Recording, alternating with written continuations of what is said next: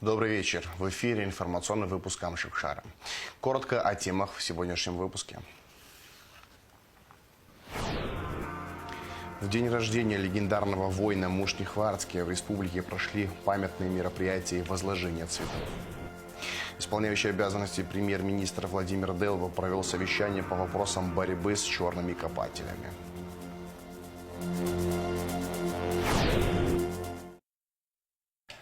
27 марта исполнилось бы 70 лет Мушни Хварцкия.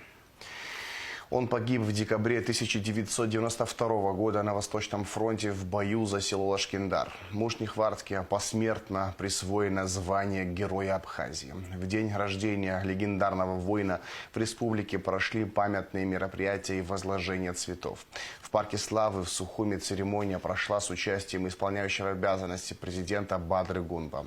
Подробнее расскажет Шазина Ханагуа. Имя Мушни Хварцкия в Абхазии, наверное, известно каждому.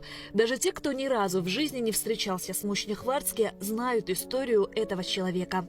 В день рождения легендарного воина, героя Абхазии, по всей республике прошли памятные мероприятия. В церемонии возложения цветов приняли участие исполняющий обязанности президента Бадра Гунба, избранный вице-президент Беслан Бегвава, члены правительства, ветераны Отечественной войны народа Абхазии, общественность, все те, кому дорога память о светлом человеке и сложившем свою голову на алтарь свободы Апсны.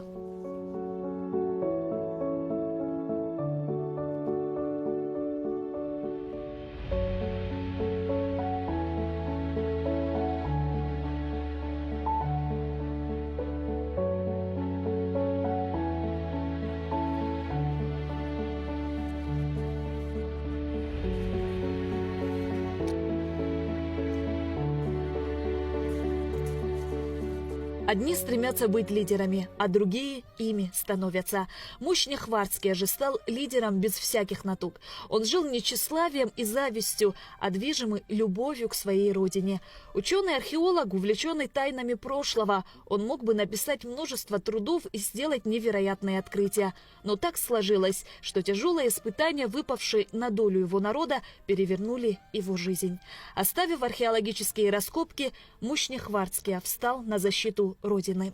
За 4 месяца участия в Отечественной войне народа Абхазии он успел стать легендарным воином и героем.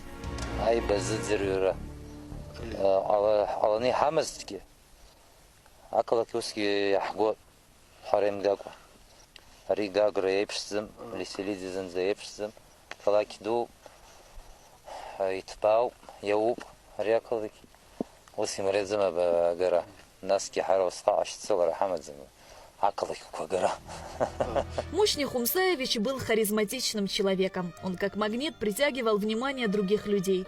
И неважно, кем они были, к нему все тянулись одинаково, как дети в детском саду тянутся к воспитателям. Такой был магнетизм, такое обаяние. Сестра Мушни Хварцкия Эмма с трепетом поделилась воспоминаниями о младшем брате. Нас было 4, он самый младший был.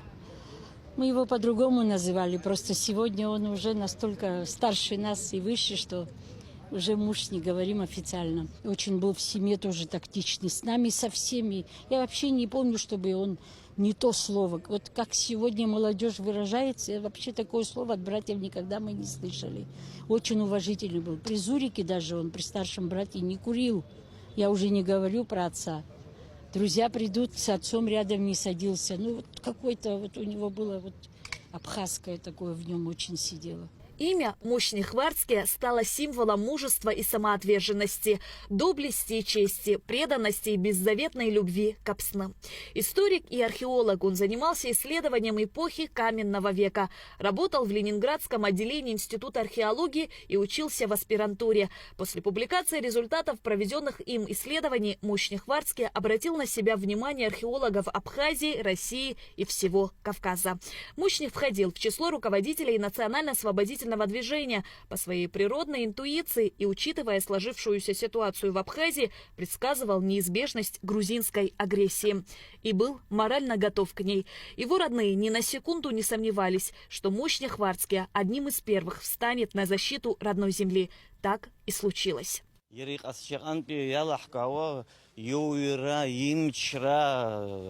и леша тгана ай бишраган хала бас и леша тгираган и хараган и бризен заги дергубхон дахгубхон я ахту заги чканын началани алон بالشكندر هتبك وبرا أجكون شرحت كوخبت وز أكرت كونين يرشي ناس درسيت مشني وزايوم جروب ومني هن سكاربيون هنس جروب أساس سز خجلة سمن سنيت سنة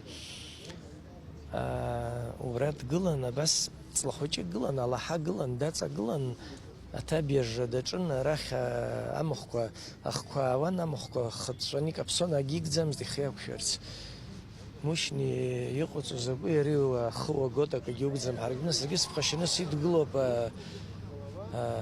أسخو صار شمو أريلس كاوي تخيرة وبريع جامش أتوسم شيشتي هيدا أورس حاجة чувство страха потерял بس يشرو وندقل الناس جي يقش مقشي أزاج كون شيء Чаршигас и Дирбон на Сашара Шата Хамс. Гарри Кайба был главой. Он вот так мне говорит: Эмма, видишь мою седину? Это из-за мушни, говорит. Я говорю: почему? Потому что, говорит, стреляют, говорит, а он идет, говорит, даже не нагибается. А мы хотим, говорит, броситься на землю. А он, говорит, сказал: наша пуля свистеть не будет, говорит. Так что не бойтесь. Я, говорит, посидел, говорит, из-за него. Ну, такой он был. В октябре 1992 года Мушни Хварцкия направляют в Восточную Абхазию. Он сформировал боевой отряд и стал организовывать вылазки на вражеские позиции. В конце ноября 1992 года на Восточном фронте сложилась непростая ситуация. В районе населенного пункта Кетиван, села Кочера, сванские боевики перекрыли дорогу жизни из села Джгярда в Тхуачал. Необходимо было немедленно освободить дорогу, имевшую стратегическое значение. Операция была успешно реализована, но на этом враг не остановился. Грузинские войска систематически нападали на село Лашкиндар. 6 декабря 1992 года противник предпринял крупномасштабное наступление. В этот день в бою по освобождению Сопки погиб Мушни Хварцкия. Эти позиции, которые вот буквально метров 20 от нас слева, были наши. Враг захватил. Мы закрепились вот неподалеку отсюда, где могилки. Муж не понимал, если нам не выбить врага до утра, нижние позиции просто придется оставить. Целое село, которое мы захватили, Квачару, пришлось бы оставить и Скинскар оставить. И понимая это, нам приехал группа «Скорпион» на помощь во главе Надара Кокубава. Мы должны были взять в лоб это, как говорится, пройти метров 100 и захватить эти позиции, которые враг у нас отбил. Гибель Хварцкия надолго выбила из колеи тех, кто его знал, кто видел в нем символ победы и свободы. Но, конечно, никто не собирался отступать. Более того, все считали своей обязанностью сделать так, чтобы мечты Мушни Хварцкия о победе, мире, справедливости, свободе стали реальностью. Я подполз к нему, он уже лежал с открытыми глазами, но Дейкутский, одним словом, он был уже мертвый. За это обидно то, что враг притаился. Мы как бы не поняли сразу, что он притаился. Думали, взяли Сопку. Это всех наше упущение было. Мы отомстили за него. Этот враг, который кинул гранату, никуда не ушел. Он остался там лежать навечно. Уверенность Мушни Хварцкия в победе над агрессором, проявленная с первых дней войны, вселяла надежду в бойцов и командиров абхазской армии, целиком и полностью доверявших ему. Здесь, в селе Лашкиндар, на мемориальной доске и выгравировано его знаменитое изречение: «Я верю в свой народ и в то, что мы победим, что через эту победу и страдания мы возродимся другими, на качественно новом уровне». Эти слова стали девизом для всех защитников Абхазии. В Музее боевой славы был организован памятный вечер. Гибель воина – утрата не только для его родных и близких, но и для всего абхазского народа, отмечали участники встречи. Здесь также был показан фильм. Трудно говорить о Мушни Хумсаевиче без увязки со временем, который из молодого ученого, отдающего свои силы науке, сделала воина. Еще задолго до войны, осознавая ее неминуемость, Мушни принимал активное участие в патриотических акциях, в национально-освободительной борьбе нашего народа. Человек огромного интеллектуального потенциала, абсолютно убежденный в формировании отрядов самообороны с перерастанием их в вооруженные силы, он делал все, чтобы они состоялись. У нас нет альтернативы, ведь завтра будет война. Часто говорил он, нам надо не просто выжить, надо построить государство. С 1991 года Мушни занимался вопросами обеспечения оружия. С момента формирования гвардии стал одним из ее руководителей. Время показало, что о чем он говорил и что делал, было крайне необходимо. Отряды самообороны впоследствии стали Абхазской гвардией. Во время уже нашей такой политической борьбы уже стало ясно, что мы можем не избежать агрессии. И стали уже думать о том, как к ней готовиться. И тогда решение было политсовета нашей организации Айтглара, не было поручено заниматься подготовкой к возможной агрессии. И были разные направления. Вот. Одни люди занимались, но это все было законспирировано очень, конечно. У нас от каждого района было по одному человеку представлено, которые, и мы собирались где-то в лесу. И были люди, которые занимались закупкой оружия и доставкой в Абхазию. Мушни вот в эту группу не входил, хотя мы с ним обсуждали очень часто разные варианты, как может развиваться ситуация, как быть. Но он сам вызвался, сказал, что у него есть концы какие-то в Питере. Он, как уже было здесь сказано, он учился в Питере в аспирантуре, и там, видимо, каких-то людей узнал, которые занимаются раскопками периода Великой Отечественной войны, находят оружие, чистят его и продают.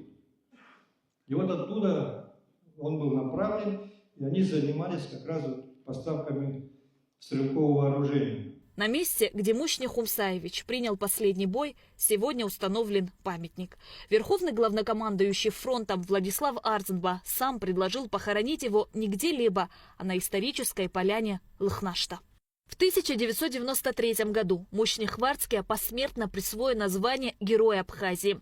После победы звезда Героя была вручена отцу и 10-летнему сыну Мушни лично президентом Абхазии Владиславом Арзенба. Имя деда с гордостью носит внук Мушни Хварцке, тоже Мушни. Бывший или настоящий археолог. Меня зовут Мушни Хварцкий, а фамилия моя. Щезина Ханагуа, Алексей Гухава, Абхазское телевидение.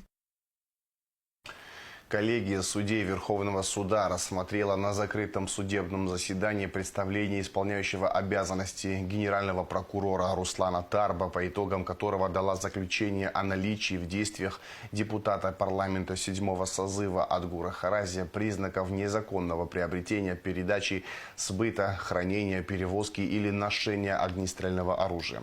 Заключение может быть обжаловано в кассационном порядке в кассационную коллегию по уголовным делам Верховного суда в течение 15 рабочих дней.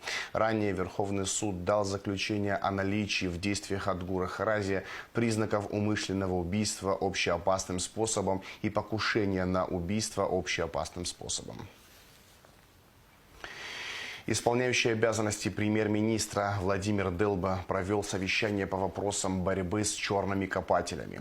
В совещании приняли участие представители Министерства культуры, ученые, археологи, сотрудники правоохранительных органов. Репортаж Гугуцы Вардания. Богатейшее наследие Республики Абхазия потрясает многих представителей археологических экспедиций, особенно древние памятники. Благоприятный климат на протяжении веков способствует сохранности древних сооружений, но в последнее время наблюдается увеличение роста незаконного поиска и изъятия археологических предметов из мест залегания. Всему виной так называемые черные археологи. Именно их деятельность ведет к безвозвратной потере исторических источников. Этим вопросом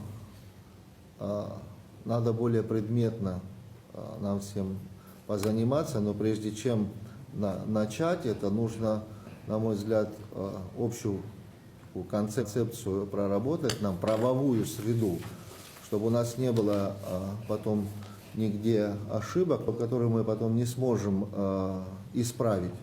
Вот именно поэтому мы сегодня собрались. Охотники за историческими ценностями приезжают в Абхазию с дорогим оборудованием, которое позволяет в слоях земли находить изделия из серебра и золота.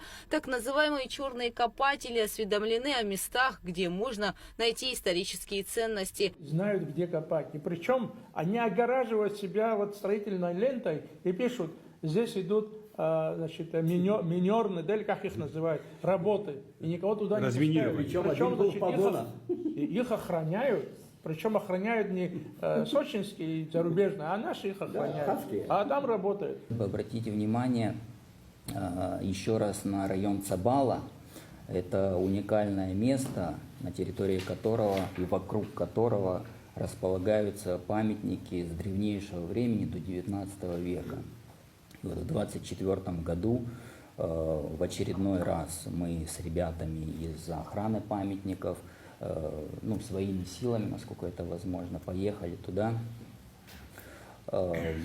и обнаружили в районе полигона, где наш располагается, военный полигон, огромное количество раскопов. Вот если кто-то там был, они знают, это гектарами огромные поля. И все эти поля, вот насколько глаза хватает, они все изрыты.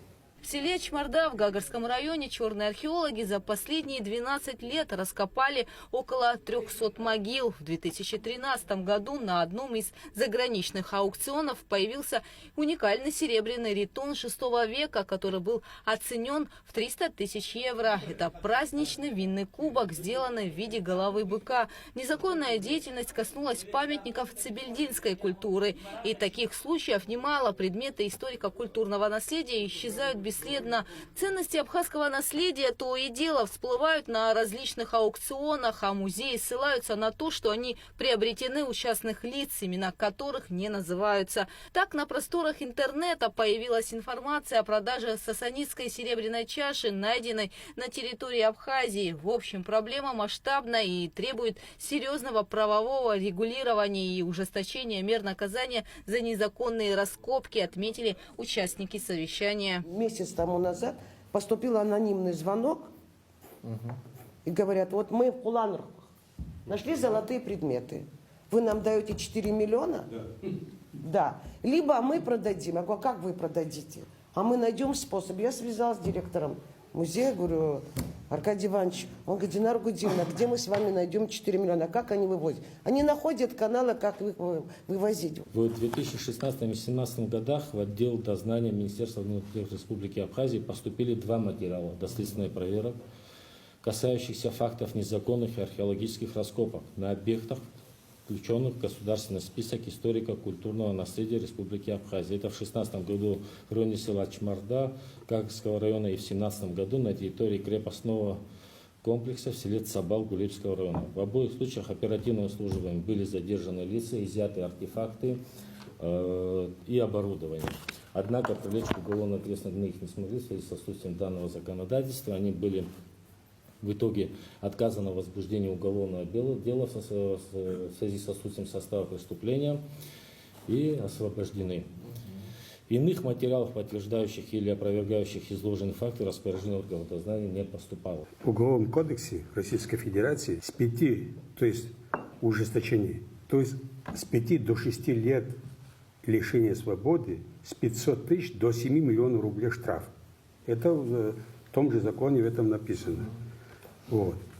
Это тот момент, когда, дорогие коллеги, много вопросов о синхронизации с законами Абхазии, с российскими. Это тот случай, который поддерживает полностью синхронизацию. Надо на самом деле правовую основу создавать. Безнаказанность порождает абсолютно вседозволенность. Каждый из участников совещания предложил различные пути выхода из сложившейся ситуации в области сохранения историко-культурного наследия. Правовые акты, инициатива должна быть от людей, которые заняты этой тематикой. И тогда можно будет уже понимать, что мы проработали вопрос все вместе, основу дали специалисты. Мы не можем сейчас, откровенно говоря, давайте объективно говорить, там, в настоящее смотреть. Мы не можем сейчас взять и написать методические указания, там какие-то рекомендации, инструкцию о порядке применения, там, значит, проведения работ. Мы можем что-то пропустить, не так, разве, коллеги? Вот если без вас мы это сделаем. Так же? Нет, мы не говорим всю минуту, но надо идти. Этим надо вместе заниматься, но начало должно приходить. Сейчас я не перекладываю ни на кого ответственность, я просто говорю по теме прикладной. Вот столько здесь предложений было сказано, в том числе и как раз-таки по финансовому обеспечению этой деятельности. Это тоже очень важно.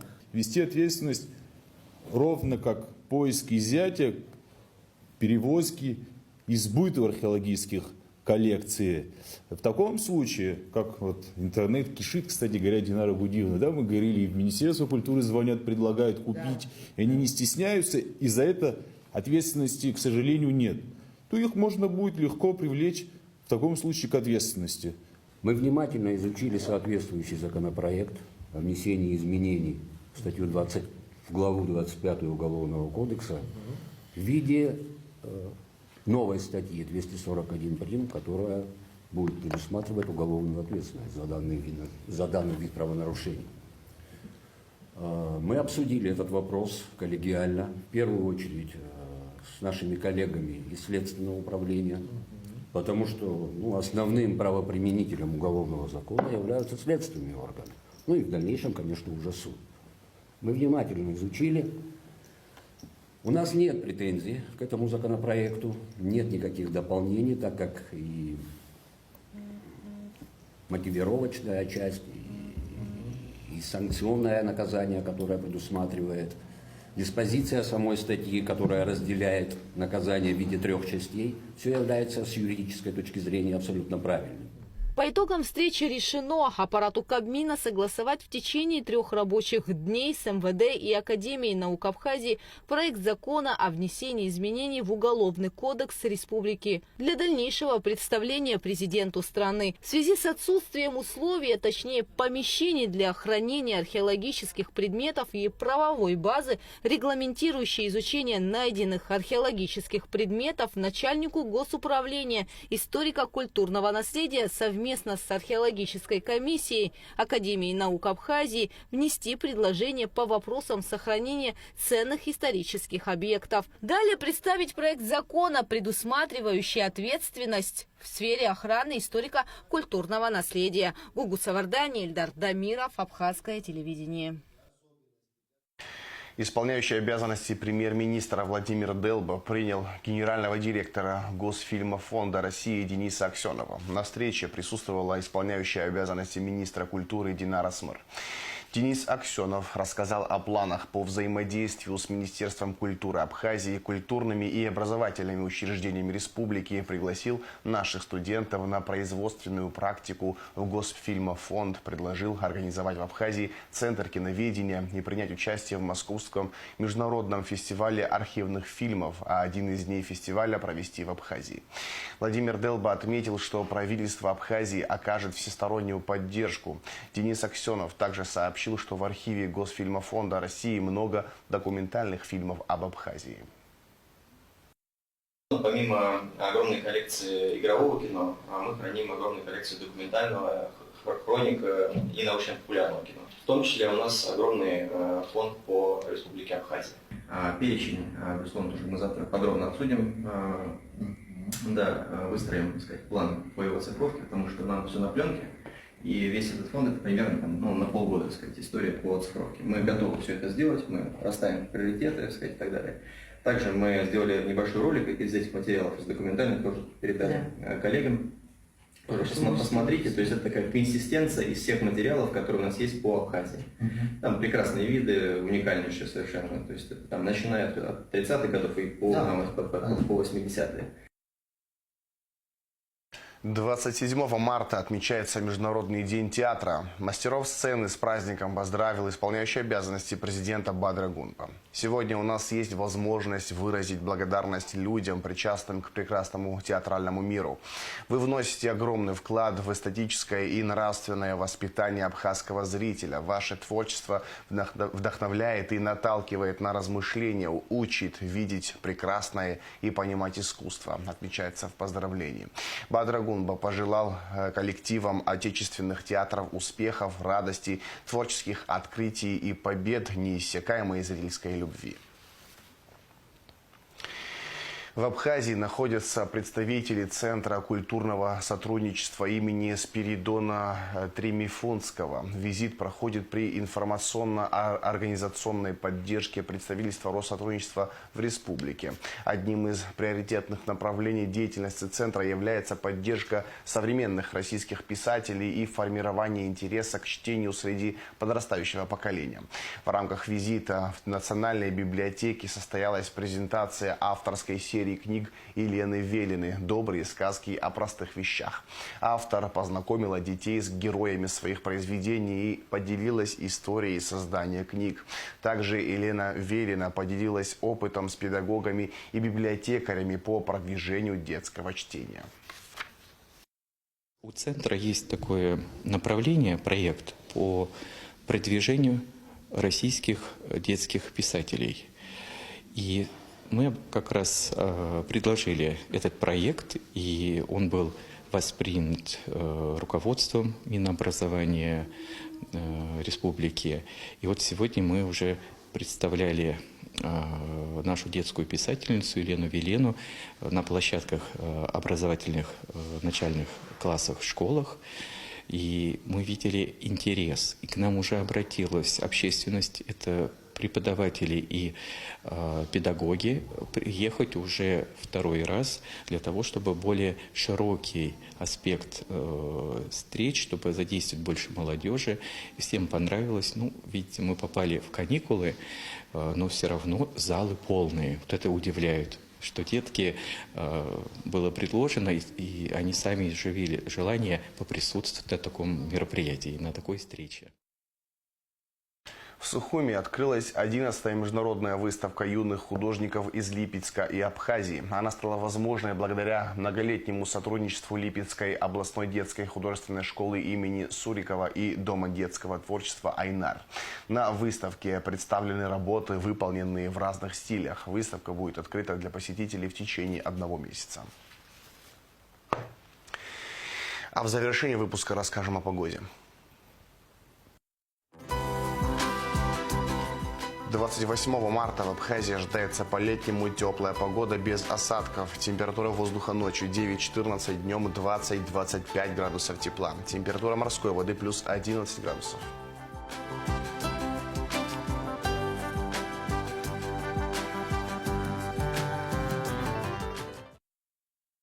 На этом информационный выпуск Амшевшара подошел к концу. Всего хорошего. До свидания.